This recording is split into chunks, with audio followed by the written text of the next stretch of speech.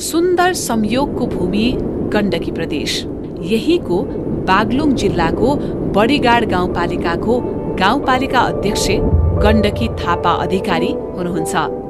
काली गण्डकीले शालिग्राम कुदेझै गण्डकी प्रदेशमा चेतना र सङ्घर्षले कुदिएको नाम हो गण्डकी थापा अधिकारी। विक्रम सम्वत 2037 साल माघ 1 गते बलाराम थापा र अम्बिका थापाको सन्तानको रूपमा उहाँको जन्म भएको हो।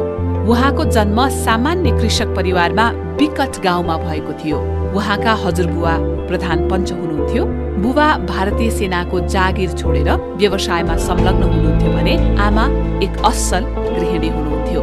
2054 सालमा बडीगाड गाउँपालिका वडा नम्बर 7 का कमल बहादुर अधिकारीसँग उहाँको विवाह भयो।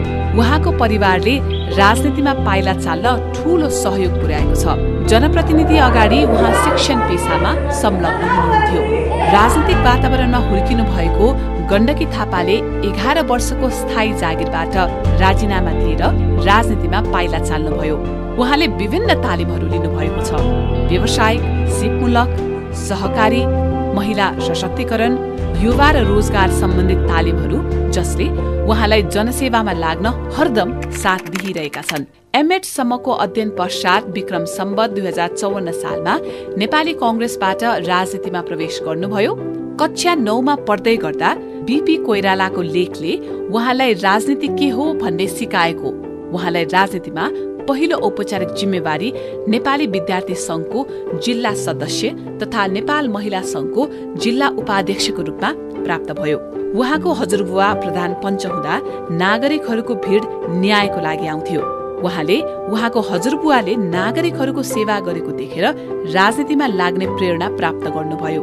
स्थानीय तहको नेतृत्व पश्चात योजनाहरूको उपभोक्ता समितिको अध्यक्ष बनेर काम गर्ने महिलाहरूलाई प्रोत्साहन गर्नका निमित्त पालिकाद्वारा सम्मान कार्यक्रम, अभिभावकविहीन बालबालिकाका लागि पालिकाद्वारा बाल आवासको व्यवस्था गरी निशुल्क घाँस, बाँस, कपास र स्वास्थ्य शिक्षाको व्यवस्थापन, शिक्षामा डिजिटल सिकाइ र निशुल्क शिक्षा सेवा आयोग सञ्चालन, अपाङ्ग, वृद्ध र दीर्घ बिरामीका लागि घरमै स्वास्थ्य उपचार सेवा, निशुल्क स्वास्थ्य बीमा, सुरक्षित नागरिक आवास कार्यक्रम, मोटर बाटो विस्तार, विद्युत लाइन जडान, सञ्चार सेवा प्रवाह र आर्थिक गतिविधिहरू डिजिटलाइज गर्दै सार्वजनिक सुनुवाईको व्यवस्था। प्रत्येक महिनाको अन्तिममा पालिका गतिविधिहरू वेबसाइटमा सार्वजनिक गर्दै सुशासन कायम गर्नका लागि आवश्यक ऐन र कार्यविधि निर्माण साथै प्राकृतिक प्रकोपबाट पीडित जनतालाई उद्धार गर्दै राहत वितरण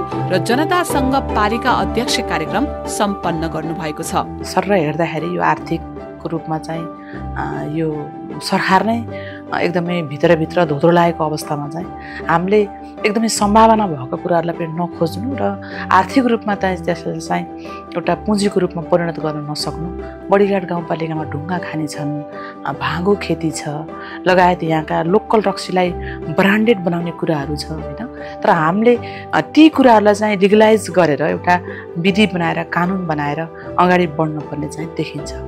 तर यो के रहेछ त भन्दाखेरि विभिन्न कानुनहरूले चाहिँ हामीलाई छेकेको छ कि संविधान कार्यान्वयनको चुनौती, नीतिगत र बजेटको अभाव, भौगोलिक विकटता, सीमित स्रोत र साधनका कारण उहाँले विभिन्न समस्याहरू सामना गर्नु भएको छ। महिला भएको कारण अवसर र चुनौती दुवै पाउनु भएको छ। उहाँलाई मुख्य पदमा नभई सहायक पदमा धेरै पटक सोधिने र सम्बोधन गरिने अनुभव छ। आगामी 3 वर्षमा गाउँपालिकाको खानेपानी समस्या समाधान गर्ने, अस्पताललाई व्यवस्थित बनाउने, मृगौला पीडितका लागि डायलिसिस सेवा सञ्चालन गर्ने, पोषण मैत्री र बाल मैत्री गाउँपालिका बनाउने, महिलालाई उद्यमी बनाउन प्रोत्साहित गर्ने र आर्थिक रूपान्तरणको लक्ष्य राख्नु भएको छ। राजनीतिमा नयाँ पुस्तालाई आकर्षण गर्न समाजका अगुवाहरूले सृजनात्मक युवाहरूलाई प्रोत्साहन गर्नुपर्ने बताउनुहुन्छ। उहाँको अनुसार विगतको राजनीतिमा सुशासनको कमी भए पनि हाल केही सुधार भएको छ।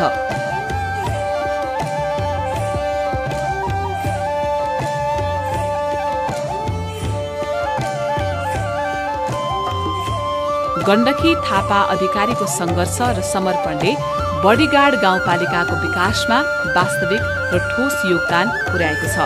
उहाँको जीवन एक प्रेरणादायी कथा हो। जसले समाजसेवा र राजनीतिमा समर्पणको महत्त्वलाई दर्शाउँछ।